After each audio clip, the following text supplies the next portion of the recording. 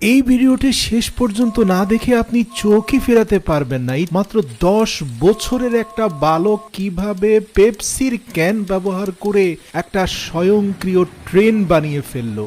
সত্যি আমার আপনার ছেলেদেরকে টিকটক এবং ইনস্টাগ্রামের রিলস দেখা বন্ধ করে এই সকল কাজে ব্যস্ত করা উচিত। একটা ডিসি মোটরের সাথে গ্রিল স্টিক, অনেকটা দেখতে আইসক্রিমের কাঠির মতো দেখা যায়, এই রকম গ্রিল স্টিক এবং একটা ছোট্ট ডিসি মোটরের সাথে কিভাবে কানেক্ট করে এত চমৎকার একটা শিল্পকর্ম সে গড়ে তুলল। ভিডিওটাতে আমি ছেলেটার এই কর্মদক্ষতা দেখে রীতিমতো অবাক হয়েছি। দেখতে পাচ্ছেন গ্রিল স্টিক গুলোকে কতটা সুন্দরভাবে একটার সাথে আরেকটা গ্লু গান দিয়ে সুন্দর করে অ্যাডজাস্ট করছে। পেপসি কোলার ক্যানের উপরের অংশটাকে এত চমৎকার ভাবে কাটছে যেন সেই উপরি অংশটাকে আবার স্মুথ করে চাকায় রূপান্তর করা যায়। মূল বডির কিছু অংশকে পাতলা শীটে রূপান্তর করা হয়েছে। নিখুঁত মাপজোকের মাধ্যমে কাটিং করে সে গ্রিল স্টিকের বডি এবং ডিসি মোটরের সাথে ট্রেনের যে মূল ইঞ্জিন, সেই ইঞ্জিনটাকে কানেক্ট করে ফেললো। জেনে অবাক হবেন, ক্যানের উপরি অংশগুলোই কিন্তু চাকা। সে অক্ষত ক্যানের উপরি অংশকে চাকা হিসাবে ব্যবহার করছে।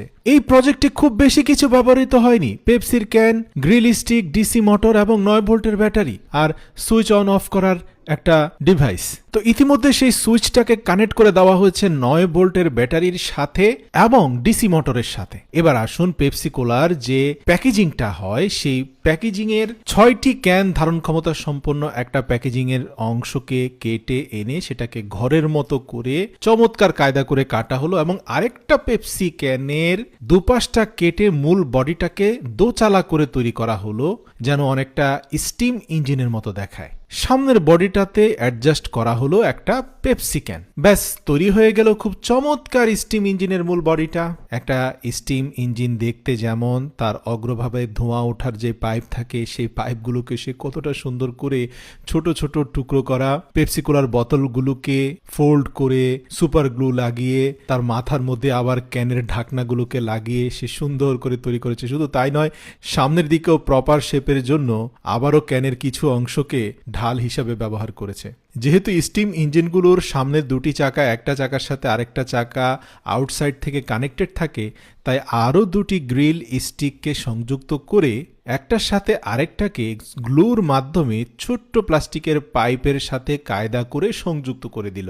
এখন দেখা যাচ্ছে একটি চাকা ঘুরলে সেই চাকার সাথে অন্য চাকাটিও ঘুরতে থাকবে। আমরা এরকম স্টিম ইঞ্জিন পূর্বেও দেখেছি। প্রিয় দর্শক, পরবর্তী ধাপে আমরা দেখতে পেলাম এরকম ছোট ছোট পিন, হুক, সেগুলোকে কিছুটা কাস্টমাইজ করে পেপসি ক্যানের উপরের হুকটাকে আবার গ্লু দিয়ে